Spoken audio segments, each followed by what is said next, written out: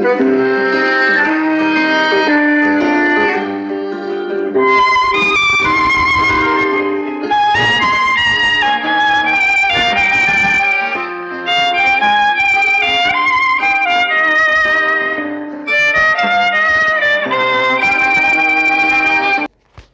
আলাইকুম, সবাইকে স্বাগতম স্টোরিজ ফ্রম ব্লু ভিট্রিয়াল চ্যানেলে। আজকের ভিডিওতে আপনারা শুনবেন লিও তোলস্টয়ের বিখ্যাত গল্প দ্য ডেথ অফ ইভান ইলিচের বাংলা অনুবাদ অডিওবুকের 7ম পর্ব। আপনারা যারা এর আগের পর্বগুলো দেখেন নাই, তারা কিন্তু অবশ্যই ডিসক্রিপশন বক্সে দেওয়া লিঙ্ক থেকে আগের পর্বগুলো দেখে নিতে পারবেন।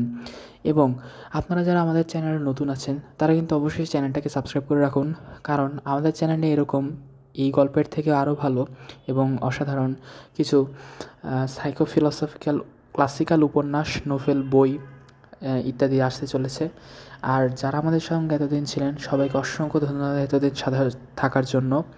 আর অবশ্যই কিন্তু আপনাদের এই গল্পটা কেমন লাগছে সেটা কমেন্ট করে মতামতে জানাবেন।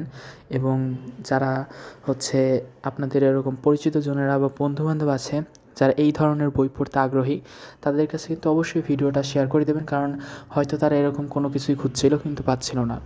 তো আপনাদের সবাইকে আবারও ধন্যবাদ। তাহলে শুরু করে দিচ্ছি আজকের পাঠ। বলা শক্ত। রোগের 3য় মাসে কেমনভাবে স্ত্রী, পুত্রকন্যা, চাকর বাকর, বন্ধুবান্ধব, ডাক্তার এবং বিশেষ করে ইভান ইলিচের নিজের কাছে ধরা পড়ল যে তার বিষয়ে অন্যদের শুধু একটা মাত্র উৎসুক আছে, সেটা হলো কখন তার চাকরিটা খালি হবে, তার উপস্থিতির ভার থেকে মুক্ত হবে জলজ্যান্ত লোকগুলো, কখন নিজের দুর্ভোগ থেকে ছাড়া পাবেন তিনি নিজেই। বলা শক্ত, কেননা এটা ঘটল আস্তে আস্তে, অলক্ষিতে, তিলে তিলে। ঘুম ক্রমশ কমে গেল, আফিম খেতে দেওয়া হলো, শুরু হলো মরফিন ইঞ্জেকশন। কোনো আরাম হলো না তাতে। প্রথম অর্ধ জাগর অবস্থায় ভোঁতা ব্যথাটা একটু আরাম হতো, এই অর্থে যে জিনিসটা নতুন কিছু, কিন্তু শিগগিরই সেটা অনাবৃত যন্ত্রণার মতোই হয়ে দাঁড়ালো, হয়তোবা তার চেয়েও অনেক কিছু বেশি। ডাক্তারের নির্দেশে বিশেষ বিশেষ পথ্য তৈরি হতে লাগলো তার জন্য, কিন্তু ক্রমশ সেগুলো তার কাছে আরও বিস্বাদ, আরও নিক্কারজনক হয়ে দাঁড়ালো। পেট খোলসা যাতে হয় তার বিশেষ ব্যবস্থা করা হলো। আর প্রত্যেকবারই সে এক যন্ত্রণার ব্যাপার। যন্ত্রণা, কেননা ব্যাপারটা নোংরা, অশোভন, দুর্গন্ধময়। কেননা সে কাজে সাহায্য করতে হতো অন্য একটি লোককে। অপ্রীতিকর ব্যাপারটাই কিন্তু ইভান ইলিচ একটা সান্ত্বনা পেলেন। সেটা হলো এই যে ভাড়ারের চাকর গেরাসিম সর্বদা আসতো ময়লার পট নিয়ে যাবার জন্য। শহুরে খাবার খেয়ে শশীল কলার মতো বেড়ে উঠছে গেরাসিম। পরিষ্কার পরিচ্ছন্ন, তাজা এই চাষি ছোকরাটি। সবসময় সে হাসি খুশি, খোলামেলা। রুশি পোশাকে সর্বদা পরিষ্কার এই ছেলেটি এমন একটা বিচ্ছিরি কাজ করছে দেখে প্রথম অস্বস্তি হতেন ইভান ইলিচ নিজেই। একবার পট থেকে উঠে আরাম চেয়ারে ধপাস করে বসে পড়লেন তিনি। প্যান্ট পরে নেবার শক্তি নেই তার। চেয়ারে এলিয়ে বসে বিভীষিকায় তাকিয়ে রইলেন থলথলে ঝুলে পড়া পেশিবহুল অনাবৃত উরুর দিকে। ঠিক সেই মুহূর্তে ঘরে ঢুকলো গেরাসিম, বলিষ্ঠ পদক্ষেপে, শীতের তাজা হাওয়ার গন্ধ ছড়িয়ে। মোটা বুর্জোড়া থেকে আসছে ঘষে লাগানো আলকাতরার গন্ধ। পরনে বাড়িতে বোনা অ্যাপ্রন, পরিষ্কার সুতির শার্টের আস্তিন গোটানো, দেখা যাচ্ছে বলিষ্ঠ নবীন দুটি হাত। ইভান ইলিচের দিকে না তাকিয়ে সে গেল পটের কাছে। গেরাসিম, ডাকলেন ইভান ইলিচ দুর্বল কণ্ঠে। বেফাস কিছু হয়তো করে বসেছে, ভয়ে অল্প চমকে উঠলেন গেরাসিম। ভালো মানুষিতে ভরা তাজা মুখ তাড়াতাড়ি ফেরালো রুগ্ন মানুষটির দিকে। দাড়ির প্রথম আভাস এসেছে সে মুখে। কি হুজুর? এটা নিশ্চয়ই তোর অত্যন্ত খারাপ লাগে। মাফ করিস আমায়, আমি নিজে যে পারি না করতে। কি কন যে হুজুর? ঝলসে উঠল তার চোখ। দেখা গেল ঝকঝকে জোয়ান দাঁত। আপনাকে সাহায্য করব না কেন কন? আপনার তো ব্যামো হয়েছে। বলিষ্ঠ পটু হাতে অভ্যস্ত কাজ সেরে লঘু পায়ে ঘর থেকে বেরিয়ে গেল সে। মিনিট 5 পর তেমনি লঘু পায়ে ফিরে এলো। তখনও আরাম চেয়ারে শুয়ে ইভান ইলিচ। পরিষ্কার পটটা রেখে দেবার পর তিনি বললেন, গেরাসিম, এদিকে এসে একটু সাহায্য করত। কাছে এলো গেরাসিম। তোল তো আমাকে, নিজে উঠতে পারছি না যে, আর দমিত্রীকে বাইরে পাঠিয়েছি। ঝুঁকে পড়ে গেরাসিম বলিষ্ঠ হাতে, ঠিক তার চলার মতো হালকাভাবে, তাকে আস্তে আস্তে সুদক্ষভাবে তুলে একটা হাতে ধরে অন্য হাত দিয়ে প্যান্টটি উপরে টেনে দিল। আরাম চেয়ারে আবার বসিয়ে দিতে যাচ্ছে। ইভান ইলিচ বললেন তাকে সোফায় নিয়ে যেতে। স্বচ্ছন্দে, শরীরে কোনো চাপ না দিয়ে, প্রায় কোলে করেই সোফায় তাকে বসিয়ে দিল গেরাসিম। ধন্যবাদ, বাহাদুর ছেলে তুই, সব কাজে হাত খুলে গিয়েছে দেখছি। আবার হেসে গেরাসিম বেরিয়ে যাচ্ছিল, কিন্তু সে কাছে থাকাতে ইভান ইলিচের এত খুশি লাগলো যে তিনি চাইলেন না ও চলে যায়। শোন, ও চেয়ারটা নিয়ে আয়। ওটা নয়, অন্যটা। পায়ের তলায় রাখ, পা তুলে বসলে একটু হালকা লাগে। চেয়ার নিয়ে এসে গেরাসিম শব্দ না করে স্বচ্ছন্দভাবে সেটাকে মেঝেতে বসিয়ে উপরে রাখলো ইভান ইলিচের পা। গেরাসিম পা তুলে ধরাতে আরাম লাগছে মনে হলো ইভান ইলিচের।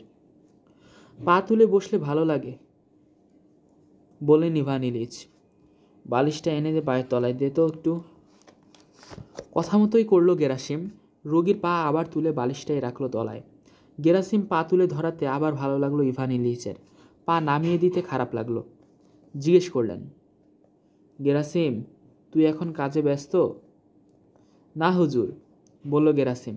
শহরে লোকদের কাছে সে শিখেছে কর্তাদের কি বলে সম্বোধন করতে হয়। তোর আর কি কাজ এখন? কাজ? কাজ আর কিছু না, সব তো সারা, শুধু কালকের জন্য কাঠ চেলা বাকি।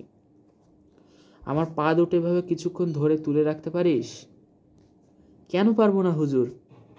পা দুটো উঁচু করে তুলে ধরে রইল গেরাসিম।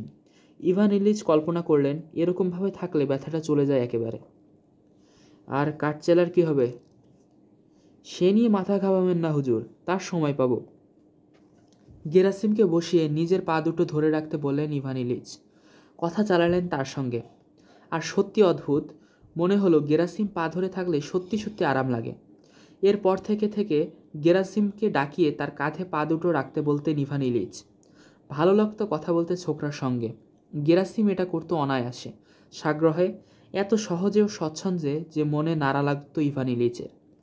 লোকের স্বাস্থ্য, শক্তি ও হাসি খুশিভাবে বিরক্তি ধরে যেত তার। কিন্তু শুধু গেরাসিমের স্বাস্থ্য ও হাসি খুশিভাবে বিরক্ত তিনি হতেন না, বরং তিনি সান্ত্বনা পেতেন। সবচেয়ে বেশি কষ্ট হতো ইভান ইলিচের সেই প্রবঞ্চনায়। কী কারণে যেন সবাই আশ্রয় নিয়েছিল সেটির, যে তিনি শুধু অসুস্থ, মরণের মুখে নন। শান্ত হয়ে ডাক্তারের কথা মতো চললেই সব কিছু ঠিক হয়ে যাবে। তিনি সম্পূর্ণ জানতেন যে যা কিছু করা হোক অবস্থার পরিবর্তন হবে না কোনো, শুধু বেড়ে যাবে তার যন্ত্রণা, মৃত্যু হবে তার শেষ পরিণতি। প্রবঞ্চনাটির যন্ত্রণা দিত তাকে। যন্ত্রণা হতো এই জন্য যে কেউ সে মিথ্যা স্বীকার করে না। সত্যিটি তার জানা সবারই, অথচ তার ভয়াবহর অবস্থা সম্পর্কে সবাই তার কাছে মিছে কথা বলেছে। সবাই চাইছে এবং তাকে বাধ্য করছে সে মিথ্যার ভাগীদার হতে।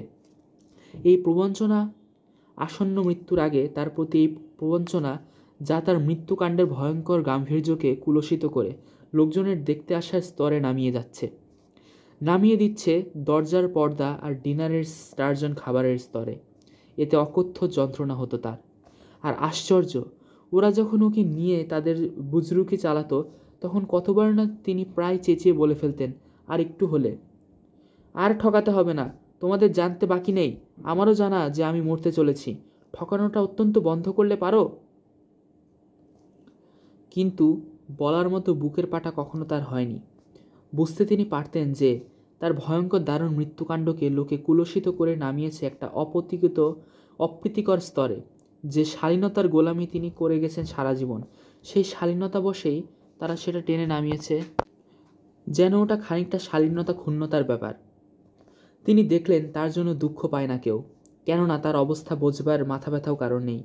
একটিমাত্র লোক বোঝে, দুঃখ পায় তার জন্য, সে হলো গেরাসিম। আর তাই শুধু গেরাসিমের সঙ্গেই তার ভালো লাগতো। মাঝে মাঝে সারা রাত তার পা দুটো ধরে গেরাসিম বসে থাকতো। ভালো লাগতো তার। ঘুমোতে চাইতো না গেরাসিম, বলতো, ও নিয়ে মাথা ঘামাবেন না ইভান ইলিচ, পরে ঘুমোবো এখন। কিংবা যখন হঠাৎ তুমি সম্বোধনে নেমে এসে বলতো, তোমার ব্যায়াম হয়েছে, সেবা করবো না কেন বলো। গেরাসিমই একমাত্র লোক যে প্রবঞ্চনা করে না। ওর সমস্ত কাজে ধরা পড়ে ওই একমাত্র সত্যিকারের অবস্থাটা জানে। লুকোচুরির কোনো প্রয়োজন বোধ করে না সে। আস্তে আস্তে নিঃশেষ হয়ে যাওয়া দুর্বলা কর্তার জন্য শুধু দুঃখ পায় সে। একবার ওকে চলে যেতে বলাতে ও সোজাসুজি বলে, মরতে হবে আমাদের সবাইকে একদিন, কেন সেবা করব না তাহলে। আর এটা বলে সে জানিয়ে দিল ইভান ইলিচের দেখাশোনা করাটা তার বিরক্তিকর লাগে না, এই কারণে যে সেটা করছে একটি মরণাপন্ন মানুষের জন্য। তার আশা তারও সময় এলে অন্য কেউ সেবা করবে তাকে। প্রবঞ্চনা আর সেই প্রবঞ্চনা সব কিছু জের ছাড়া আর যাতে তার সবচেয়ে বেশি কষ্ট হতো সেটা হলো এই, যেভাবে তিনি চান সেভাবে কেউ দুঃখ বোধ করে না তার জন্য। এমন সময় আসতো যখন দীর্ঘ যন্ত্রণার পর সবচেয়ে বেশি করে তিনি চাইতেন যে তাকে মমতা দেখিয়ে কেউ আদর করুক, রুগ্ন শিশুকে যেমন করে, যদিও সেটা স্বীকার করাটা তার কাছে লজ্জার ব্যাপার। শিশুদের যেমন আদর করে সান্ত্বনা দেওয়া হয় তেমনভাবে তাকে লোক আদর করুক, চুমো খাক, কাঁদুক, এই তিনি চাইতেন।